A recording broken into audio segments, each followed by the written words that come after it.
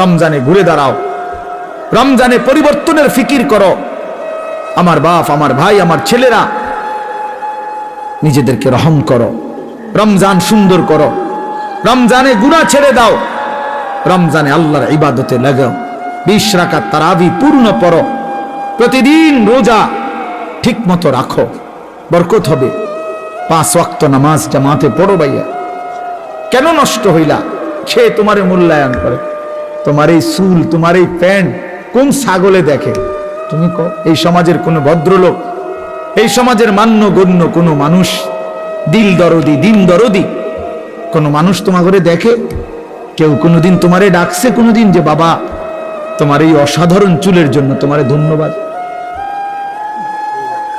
হ্যাঁ, তো তাহলে সে সামান্যতম, আমরা তো মনে করেন একটু অনুভব করি, কথার কথায় অহংকারের জন্য বুঝাইতেছি না, যেন আমি এটা অনুভব করি আমরা যে অনেক মানুষ আমগরে মহব্বত করে, মুসাফা করে, হ্যাঁ, মাহফিলের জন্য বলে, তাহলে বোঝা গেল আমি অনুভব করি যে আমার অনেক মানুষ মহব্বত করে।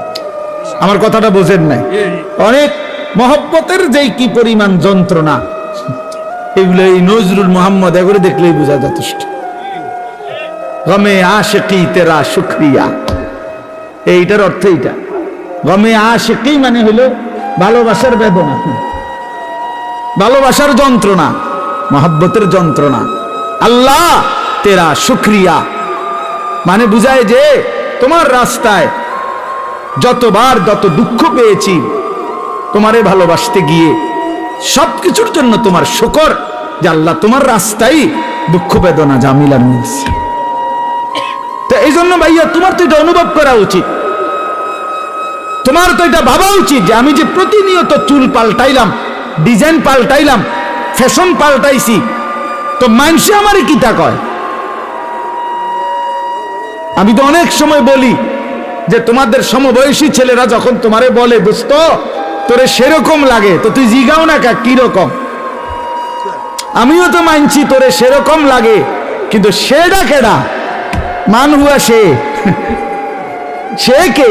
যার মতো তোমারে লাগে নিশ্চিত খবর নিলে দেখবা ফুট্টাখোরের মতো লাগে, গাঞ্জাখোরের মতো লাগে, নেশাখোরের মতো লাগে, জুয়ারির মতো লাগে, হ্যাঁ, লম্পট চরিত্রহীনের মতো লাগে বেটা, ইমানদারের মতো লাগে না, জুনায়েদ বাগদাদির মতো লাগে না, বাইজিদ বোস্তামির মতো লাগে না, কোন আল্লাহওয়ালার মতো লাগে না বেটা, কোন হারামখোরের মতো মনে হয়,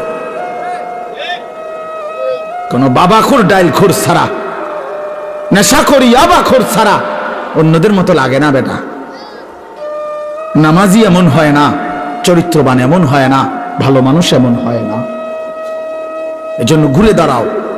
শাহরু রমাদান আল্লাযী উনজিলা ফীহিল কুরআন হুদাল লিন-নাসি ওয়া বায়্যিনাতিন মিনাল হুদা ওয়াল ফুরকান।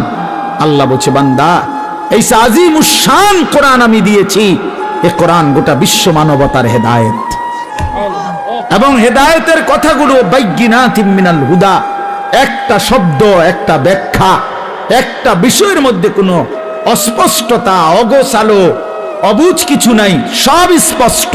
তুমি শুধু শোনো, 100 তুমি বুঝবা, তোমারে আলো দেখাবে।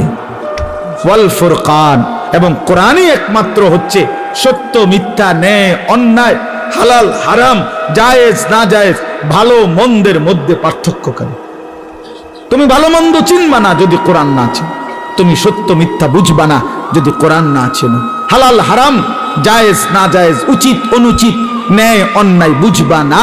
বাংলা বই দিয়া হবে না, অঙ্ক ইংরেজি পদার্থ জীববিজ্ঞান বই দিয়া হবে না, কোরআন লাগবে। কোরআন চ্যালেঞ্জ করলাম নাই তো আমি, বাংলা অঙ্ক ইংরেজি পদার্থ ইতান আমি পড়ছি, আপনি আমার লোক কইয়েন কথা, হ্যাঁ, আপনি কোনটা দিয়া বুঝাইবেন? আর সত্য মিথ্যার পার্থক্যকারী বই কোরআন, কোরআন, বাংলা না, অঙ্ক নয়। এগুলো নির্ধারিত কোনো বিষয়, দুনিয়াবি উপার্জনের জন্য কোনো বিষয় শিখায়। পদার্থ পদার্থই বুঝায়, জীববিজ্ঞান জীবের বিষয়ে বুঝায়, রসায়ন বিজ্ঞান রসায়নের বিষয়ে বুঝায়, ডাক্তারি ডাক্তারি বিষয়ে বুঝায়, ইঞ্জিনিয়ারিং ইঞ্জিনিয়ারিং বুঝায়। কিন্তু সত্য মিথ্যা, ন্যায় অন্যায়, আলো অন্ধকার, হালাল হারাম, উচিত অনুচিত, ভালো মন্দ বুঝায় শুধুই আল্লাহর কোরআন। কোরআন বিহীন তুমি আলো পাইবা কেমন? কোরআন বিহীন তুমি সত্যের সন্ধান পাবা কেমনে? অতএব আল্লাহ তাআলা বলছে, বান্দা, কোরআন নাজিলের মাস রমজান, ফামান শাহিদা মিনকুমুশ শাহরা ফালিয়াসুমহু।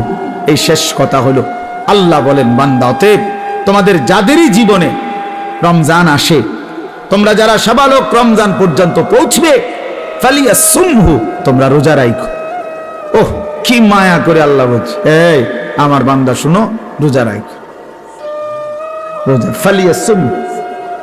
আল্লাহ যেন বলে, এই হায়াত যদি পাও, রমজান পর্যন্ত যদি পৌঁছো, রমজানের চাঁদ যদি দেখো না বান্দা, রোজা রাখ। যদি বলি, মাওলা রোজা রাখলে কি দিবেন পুরস্কার? আল্লাহ বলেন, আমি না এক মাসেই তোমারে মুত্তাকি বানাই দেব। লাআল্লাকুম তাত্তাকুন, এক মাসে মুত্তাকি। যদি বলি, মাওলা মুত্তাকি হলে কি হবে? আল্লাহ বলেন, জান্নাত তো বানাইছি আমি মুত্তাকির জন্য। উইদ্দাত লিল মুত্তাকিন, জান্নাত বানানোই হয়েছে মুত্তাকিদের জন্য। ইন্নাল মুত্তাকিনা ফি জান্নাতিন ওয়া উয়ুন, ইন্নাল মুত্তাকিনা ফি যিলালিন ওয়া উয়ুন। আল্লাহ বলেন, আমার মুত্তাকি বান্দারা জান্নাতেই বসবাস করবে। খালাস। অতএব বন্ধু, বাপ, নওজোয়ান, শুধু ওয়াজের জন্য যেন ওয়াজ না হয়। শুধুই বললাম আমারে এই মাহফিলওয়ালারা হেরা নাকি দাওয়াত দিতে বহুত পেরেশানি করতে হয়েছে, কেমনে জোড়া তালি দিয়া, হ্যাঁ, সেলিম ভাই শেষ পর্যন্ত রাজি করাইছে।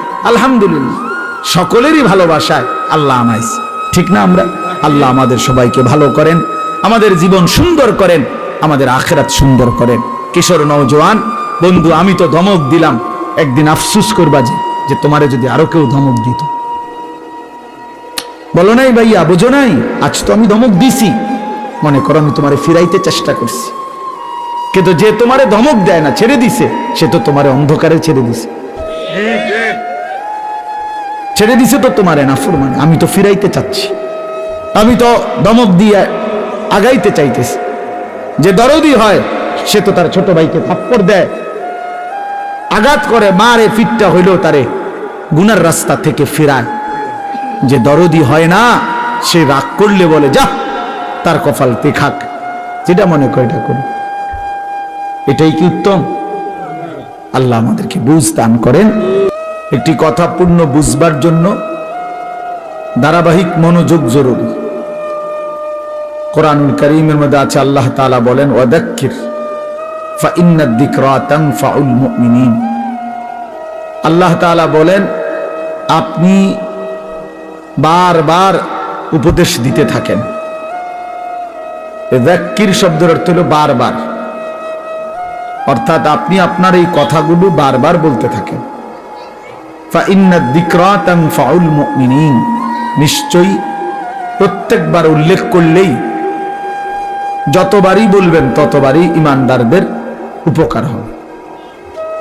এই একবার, দুইবার, 10 বার, 50 বার শুনতে শুনতে, বলতে বলতে একসময় বিবেক জাগবে, অনুভূতি আসবে, ফিকির আসবে যে আহারে, আমারে বারবার বলতেছে, আমার প্রতি বারবার নারাজ হইতেছে, আমার তো আসলে বদলানো দরকার।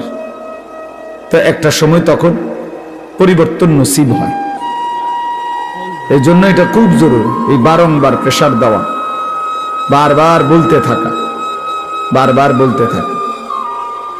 আম্বিয়ায়ে কেরাম, নবীগণ মানুষদেরকে বারবার আল্লাহর দিকে ডাকতেন। 950 বছর এক টানা হযরত নূহ আলাইহিস সালাম একই এলাকার মানুষকে, একই অঞ্চলেই আল্লাহর দ্বীনের দাওয়াত দিয়েছে, এক জায়গাতে। আজকে চিটাগাং, কালকে সিলেট, পরশু খুলনা, এমন না, একই অঞ্চলের মানুষকে, মনে করেন একটা নির্ধারিত সীমারেখার ভেতরেই এই মানুষগুলোকেই তিনি 950 বছর বলে গেছেন। হতাশ হন নাই, বলেই গেছে। আমাদের নবী সাল্লাল্লাহু আলাইহি ওয়াসাল্লাম যখন তায়েফের ময়দানে প্রথমবার কালেমার দাওয়াত দিছেন, তখন সবাই প্রত্যাখ্যান করছে, কেউ গ্রহণ করে নাই নবীজির কালেমা। কেউই ঈমান আনে নাই, বরং সবাই নিজেদের বাচ্চা ছেলে পেলেদেরকে লেলায়ে দিছে, পাথর মেরে আল্লাহর নবী সাল্লাল্লাহু আলাইহি সাল্লামকে তাড়ায় দিছে।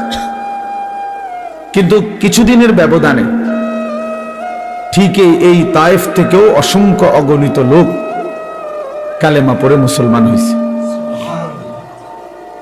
এবং খন্দকের যুদ্ধের সময় এই তায়েফের একজন সাহাবীর বুদ্ধিমত্তায় খন্দকের বিজয়ের অনেক বড় সহযোগিতা, সাপোর্ট হয়েছে। তাইলে নবী সাল্লাল্লাহু আলাইহি সাল্লাম সেদিন জিবরাইল ফেরেশতা এসে বলছিল, ইয়া রাসূলুল্লাহ, আপনি বললে পাহাড়ের ফেরেশতাকে বলে তায়েফবাসীকে দুই পাহাড়ের মাঝখানে ফেলে ধ্বংস করে দেয়, কেন তারা আপনার গা থেকে পবিত্র শরীর মুবারক থেকে রক্ত ঝরাইল? কিন্তু নবী সাল্লাল্লাহু আলাইহি সাল্লাম বলছেন, ইন্নী লাম উবআস লাআনান ওয়ালা গাদিবান, ইন্নামা বুইসতু রাহমাতান।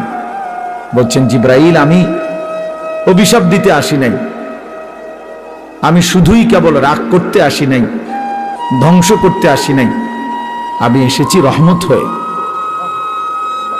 রহমত হয়ে আমি যদি আমার উম্মত ধ্বংস করে দেই কথায় কথায়, তাইলে আমি কালেমার দাওয়াত দেব কাকে?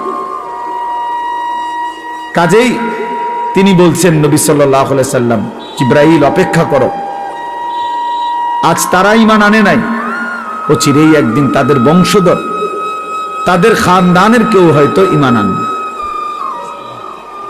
এই জন্য এই বারবার শুনলে, বারবার বললে, বারবার বলতে থাকলে কলিজার মধ্যে একসময় ধাক্কা লাগে। একটা শক্ত পাথরের উপরেও যদি বারবার বৃষ্টির পানি পড়ে, একই জায়গায় ফোঁটা পড়ে, তো একটা সময় এই পাথরটাও ছিদ্র হয়ে যায়, কিছুটা ছিদ্র হয়ে যায়, ডাইবা যায়। এই জন্য বললাম আল্লাহর কথা মনোযোগ দিয়ে শুনলে ভালো, যেই শুনে তারই বরকত হয়। শুক্রবারে জুমার নামাজের বয়ান মনোযোগ দিয়ে শুনলে ধারাবাহিক 52 সপ্তাহ, 1 বছরে তো মানুষের জিন্দেগি পরিবর্তন হয়। এরপরে এরকম ওয়াজ মাহফিলে উলামায়ে কেরামের নসিহত তোমরা ছেলেরাও যদি আলাদা আলাদা মনোযোগ দিয়া শুনো, একটা সময় দেখবা তোমার জিন্দেগিও সুন্দর হবে। গুনায় ভরা জিন্দেগি বাপ সুন্দর না। কোনো পাপী, কোনো নাফরমানকে কেউই ভালোবাসে না, সম্মান করে না, এবং প্রত্যেক অপরাধী নিজের কাছেও লজ্জিতই থাকে। কোনো নষ্ট চরিত্রের লোক ছেলে সে নিজের কাছেও নিজেকে অপরাধী ভাবে। নিজের একাকিত্ব হলেও মনে পড়ে যে কাজটা ঠিক না, কাজটা অন্যায়। নারী দেখা, ছবি দেখা, নাচ গান, উলঙ্গ দৃশ্য, জিনা, ব্যভিচার, মদ, জুয়া, এই হারামের মধ্যে যারা পড়ে আছে সে একাকিত্বে মনে পড়ে, তার বুঝে ধরে, সেও ভাবে যে কাজটা সুন্দর না। তাহলে এই জন্য কোনো পাপী, কোনো অপরাধী, কোনো নাফরমান মানুষের কাছেও সম্মান পায় না, নিজের কাছেও নিজে ইজ্জত পায় না, নিজের বিবেকেরও দংশন হইতে থাকে। এই জন্য আমি বললাম গুনাহ, নাফরমানি ইজ্জত দেয় না, সম্মান দেয় না, প্রিয় বানায় না, বরং কিতাবের মধ্যে আছে বুগদাতুন ফি কুলুবিল খালক, প্রত্যেক গুনাহ মানুষের অন্তরে ঘৃণা তৈরি করে। প্রত্যেকটি গুনাহের কারণে বান্দা আল্লাহ তাআলার রহমতের নজর থেকে দূরে সরে যায়, এবং একটা সময় বান্দা আল্লাহ তাআলার লানত, অভিশাপের যোগ্য হয়। ফলে তখন আল্লাহ যখন কারো উপরে লানত বর্ষণ করে তো গোটা সৃষ্টি তাকে ঘৃণা করে। এই জন্য তোমরা ছেলেরা মনে রেখো, আমি আজকে ওই আসরের আগে এক জায়গায় বলছি এই কথাটা, তোমরা অনেক ছেলে আছো, একটা মিনিট ভাইব এই কথাটা, যে তুমি মনে করো দিন রাত মোবাইলে নারী, ছবি, অশ্লীল দৃশ্য দেখো, কখনোই এক ওয়াক্ত নামাজ পড়ো না, কোনোদিন ফজরের নামাজ পড়ো না, নাচ গান, নাটক, সিনেমা, ছবি, এই নিয়েই তোমার রাত কাটে, দিন কাটে, সময় কাটে, অথচ কেউ তোমারে ডাকে না। তোমার মা, তোমার বাবা, তোমার গ্রামের কেউ, কারো তোমারে নিয়ে কোনো মাথা ব্যথা নাই যে ছেলেটা যে আমাদের চোখের সামনে নষ্ট হয়ে যাচ্ছে, চরিত্রহীন হয়ে যাচ্ছে, ফেরাইবার জন্য কারো চেষ্টা নাই, কারো মানসিকতাই নাই। কারণটা কি? তোমার দিকে কারো নজর নাই কেন? তোমার মা বাবা কারোই কোনো ফিকির নাই কেন? এর মূল কারণ হলো এইটাই, মনে রাখো, যে বুঝো বুঝলা, মনে রাখবা যে মূল কারণ হলো গুনাহ যখন মাত্রাতিরিক্ত হয়ে যায় তখন আল্লাহর লানত বর্ষিত হয়। আর তোমার উপরে আল্লাহর লানত পড়ছে দেখা, খোদার লানত, খোদার গজব পড়ছে দেখা আর তোমারে কেউ ডাকে না, তোমার দিকে কেউ ফিরেও চায় না, তোমার দিকে আর কেউ ফিরে চায় না। আহা, তোমারে আর কেউ বাঁচাইতে ফিরাইতে চেষ্টা করে না। এইটা হলো লানত, অভিশাপের বহিঃপ্রকাশ। নুওয়াল্লিহি মা তাওয়াল্লা ওয়া নুসলিহি জাহান্নাম ওয়া সাআত মাসীরা। আল্লাহ বলছে, আমার রাসূলের বিরুদ্ধাচরণ যে করে, আমার ইমানদার মুমিন বান্দা যে পথে চলে, তার উল্টো পথে যে চলে, তো আমিও তাকে সেই উল্টো পথেই চালাইতে থাকি এবং এই উল্টো পথেই একদিন তাকে আমি জাহান্নামে ফেলে দেব। কোরআন শরীফে মানে আর কোনোদিন ভাও করবে না ওই এই নারী, ছবি, মদ, জুয়া, চুরি, ডাকাতি, জিনা, ব্যভিচার, সুদ, ঘুষ, সিটারি, বাটপারি, এই শেষ, এই জিন্দেগি। এভাবেই একদিন মৃত্যু হয়ে যাবে আর ফেরেশতা একটা লাঠি দিয়া জাহান্নামে ফেলে দেবে। যা, ফেরেশতা বলবে যা নাফরমান। এই জিন্দেগি আর ফিরবে না, ফিরার তৌফিক হবে না। এটা অভিশপ্ত জীবন, মালউন, অভিশপ্ত হইবে যারে কেউ ফিরায় না। আমি আজকেও বললাম, আমার মায়ের বয়স 75 বছর হইল, আমার আম্মার বয়স, আমার বয়স 44 বছর, আমার ওয়াজের বয়স আজকে প্রায় 21 বছর, 22 বছর। আমার 4টা সন্তান আছে, তা আমার মা এখনো আমারে জিঙ্গায় ফুট নামাজ পড়ছুন, কসম আল্লাহ, এখনো জিজ্ঞাসা করে মা ফুট নামাজ পড়ছুন। এখনো মা জিগায় ফুট চাইও মানুষেরে মাহফিলে যাইয়া টাকা পয়সা লইয়া কারোর লগে ঝামেলা করো না। এই বয়সেও বলেন, হ্যাঁ, মা তার সন্তানকে এখনো নজর রাখছে। মা বৃদ্ধ হয়ে গেছে, আমারও বয়স কম হয় নাই, আমিও তো সন্তানের বাপ। তো তোমারে কেউ ডাকে না কা? তোমার প্রতিদিন ফজরের নামাজ ছুটে যাচ্ছে, তোমার মাও ডাকে না, বাবাও ডাকে না, কারণ তোমার উপরে খোদার লানত পড়ছে। তোমার 1 মিনিট তোমার কল্পনার মধ্যে নারী ছাড়া, ছবি ছাড়া, মোবাইল ছাড়া তোমার সময় কাটে না। কেউ তোমারে ফিরায় না যে বাপ কিরে তুই এটা কি করতেছ, এটা তো ভালো না, এটা তো তোমার জন্য সুফল আনবে না। এই কথাটুকু তোমার ঘরে বলে না যাদেরকে। কেন বলে না কেউ? তোমার উপরে খোদার লানত, তোমার উপরে আল্লাহর লানত, তুমি অভিশপ্ত। এই জন্য তোমারে আর কেউ ফিরায় না। নাহলে খামখেয়ালি মানুষে কতক্ষণ করে, দুষ্টমি মানুষ কতক্ষণ করে, হাসি ঠাট্টা মজাক আড্ডা কতক্ষণ করে মানুষ, কখনোই কি ফিরবার সময় হয় না? আল্লাহ আমাদেরকে বুঝতে হবে। আমার বাপ, আমি দিল থেকে বলতেছি, অন্তর থেকে, পুরা দিন রাসূলুল্লাহ সাল্লাল্লাহু আলাইহি সাল্লামের সুন্নাতকে, নবীজির কোনো তরিকাকে, কোনো কথাকে আপনি প্রথম ধাক্কায় ফেলে দিবেন না। কথা রুচেন কিনা বলেন? মাথা নোয়াই ফেলবেন, নত নিজেকে ছোট করেন, এরপরে ভাবেন আমার এই ত্রুটির সমাধান কি করতে পারি। ঠিক কিনা বলেন? আল্লাহর কাছে বলেন, মাওলা আমি যে এই কারণে পারতেছি না, আপনি তৌফিক দেন, আপনি সুযোগ দেন, আপনি ব্যবস্থা করেন। আল্লাহ চাইলে ব্যবস্থা করেন। তাহলে রিসালাত। 3 নাম্বার হলো আখিরাত। 3 নাম্বার হলো কি? আখিরাত মানে জীবনের সব কিছুকে, আখিরাতকে মাথায় নিয়ে আমাকে মরতে হবে। কবর, হাসর, মিজান, ফুলসেরাত, আমার হিসাব, আমার আমল নামা, ফুলসেরাত পার, জান্নাত কিংবা জাহান্নাম, এইটাকে মাথায় রাইখেই আমার হাঁটা চলা, আয় উপার্জন, স্ত্রী সন্তান, সংসার, আমার চলা ফেরা, আচার অনুষ্ঠান, বাজার ব্যবসা, লেনদেন, মানে কোনো কিছু করতে গিয়ে আমার যেন আখিরাত ক্ষতিগ্রস্ত হয়।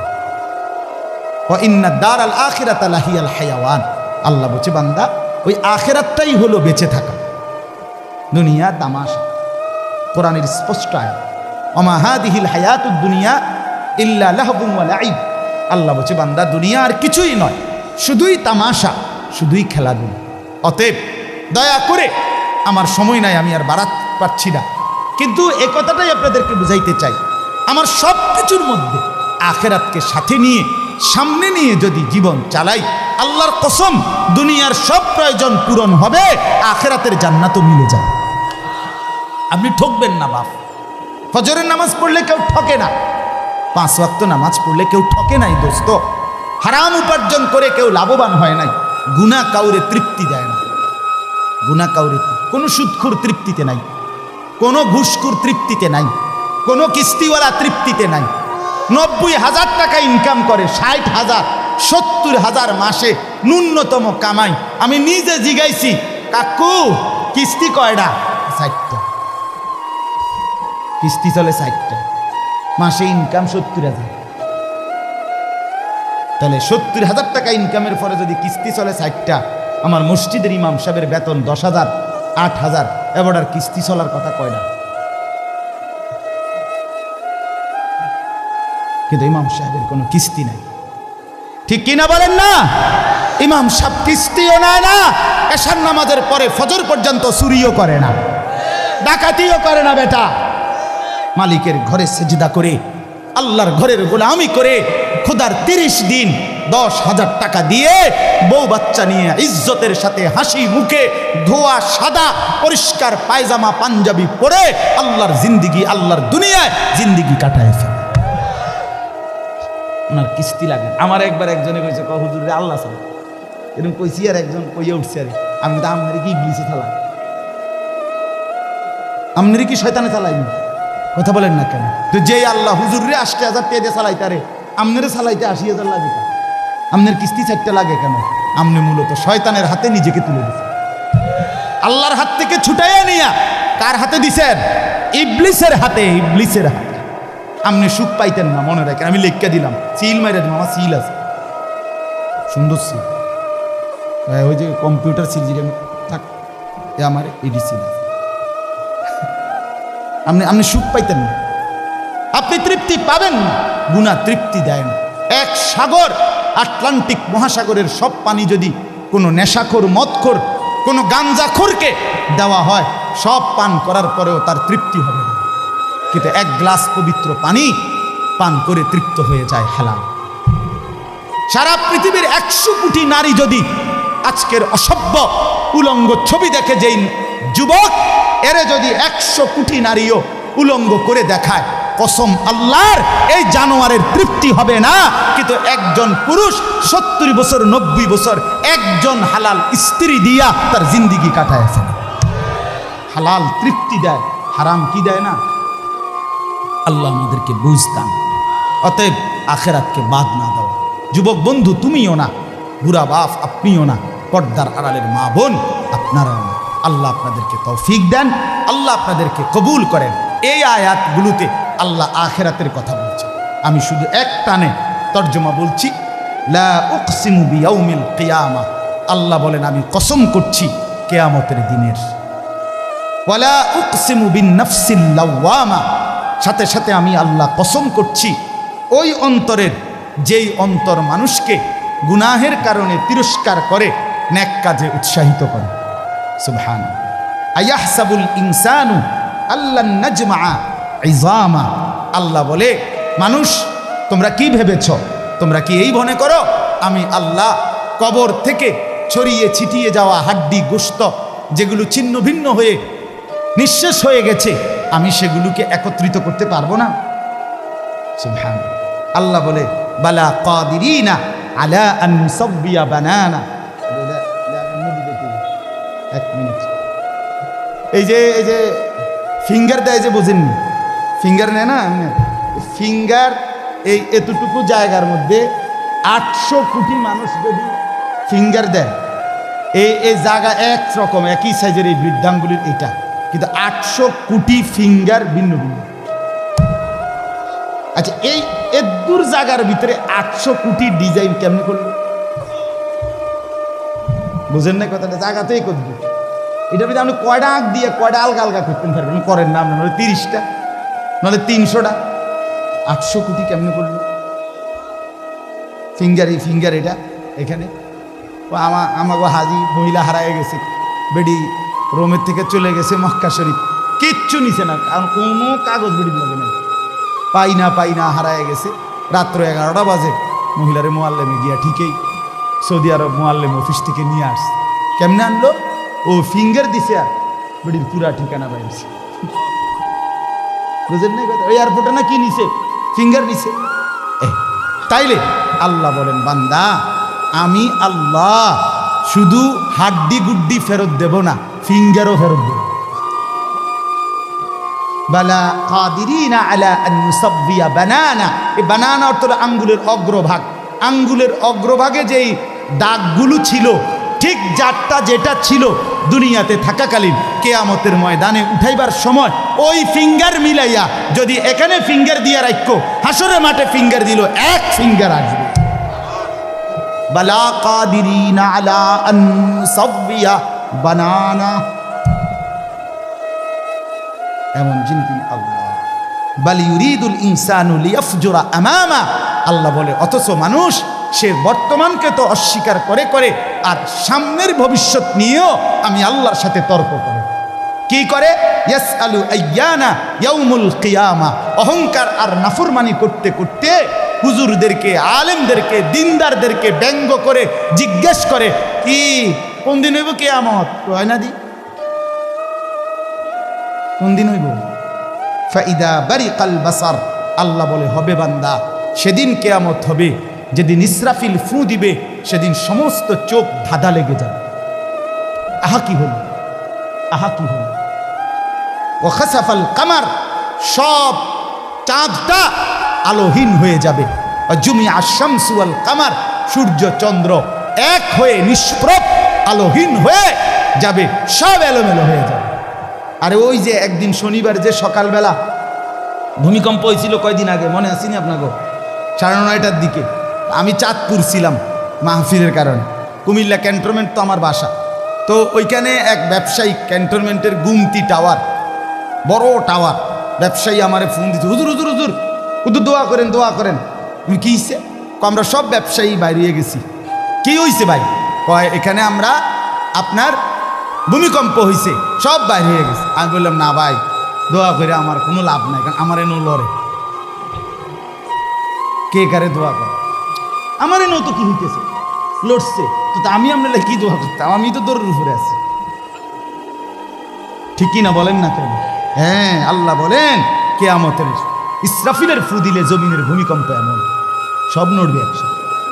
অজুমিয়া আশ-শামসু ওয়াল কামার ইয়াকুলুল ইনসানু ইয়াউমাইদিন আইনাল মাফার, কোটি কোটি মানুষ তখন পাগলের মতো দৌড়তে দৌড়তে বলবে আইনাল মাফার, পালাবো কোথায় ভাই, দাঁড়াবো কোথায়, দাঁড়াবো কোথায়? ওই বেটাও বলবে সব নড়ে, ইনিও বলবে সব নড়ে, যেদিকে দৌড়াই সব নড়ে নড়ে নড়ে, সব নড়ে ভূমিকম্পে, কিয়ামতের ভূমিকম্প।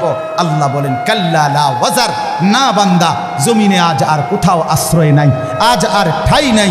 ইলা রব্বিকা ইয়াউমা ইদিনিল মুস্তাকার, আজ শুধুই তোমার রব আল্লাহর কাছে আশ্রয়। কার কাছে?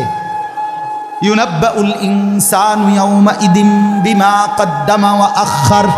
এবার আল্লাহ বলেন আজ আমার কাছে ফিরিয়ে নিয়ে কিয়ামতের ময়দানে প্রত্যেক প্রত্যেককে জানানো হবে তুমি নিজের হায়াতে যা কিছু আমল করেছ আর তোমার পরে তোমার নামে যা কিছু আমল চলেছে সব কিছু তোমাকে জানানো হবে। তুমি করেছো এই, তোমার নামে চালু ছিল এই, আমি করেছি নামাজ এত ওয়াক্ত, আমি মসজিদে দিয়েছিলাম তো সেই মসজিদে নামাজ হয়েছে এত ওয়াক্ত। আল্লাহ বলেন তোমার নিজের নামাজ এটার নেকিও তোমার, ওই মসজিদে যে সহযোগিতা দিয়েছিলে সেই নামাজগুলোর সওয়াবও তোমার নামে দেওয়া হবে। এবার সুবহানাল্লাহ কইছেন না, নাউজুবিল্লাহ লেখা রেডি হন। তুমি যে দেখছো টেলিভিশন এগুলার গুনাও লেখা হবে। তোমার যে বউ বাচ্চার জন্য রঙিনটা রাইখা আইছো টেলিভিশন, তারা পরবর্তী এই টেলিভিশন যেই 20 বছর দেখছে এইটার সমস্ত গুনাও তোমার নামে লেখা হবে। সমান সমান হয়েছি নি সুবহানাল্লাহ নাউজুবিল্লাহ। এবার আমরা বুঝতে বালিল ইনসানু আলা নাফসিহি বাসীরা। আল্লাহ বলে শুধু জানাবো না, বরং প্রত্যেকটা মানুষ নিজের আমলনামা নিজের চোখেই দেখতে। ওয়ালাউ আলকা মাআযীরা, যদিও সে নিজের আমলনামা দেখে নানা উজর আপত্তি ছলছাতুরি করতে চেষ্টা করবে। আল্লাহ এদিন না ঠিক আছে, এইভাবে বুঝি করছি। আরে কি তো শুক্রবারটাও তো পাইতেছি না, শুক্রবার ওদের নাই। ফেরেশতা বলবো দোস্ত শুক্রবারে আইসিলা ঠিক, অজু হয়েছে না দেখে লিখছি না।